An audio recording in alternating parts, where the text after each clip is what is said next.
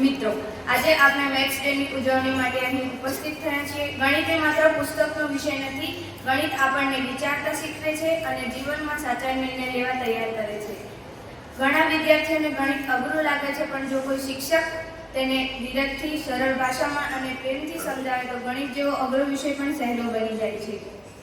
આજે આ મંચ પર હું ખાસ કરીને આભાર માનું છું અમારા સાગર સરનો, જેઓ અમને ધોરણ 9 અને 10માં ગણિત માત્ર શીખવતા નથી, પરંતુ તેને સમજવાની સાચી દિશા સાથે માર્ગદર્શન પણ આપે છે।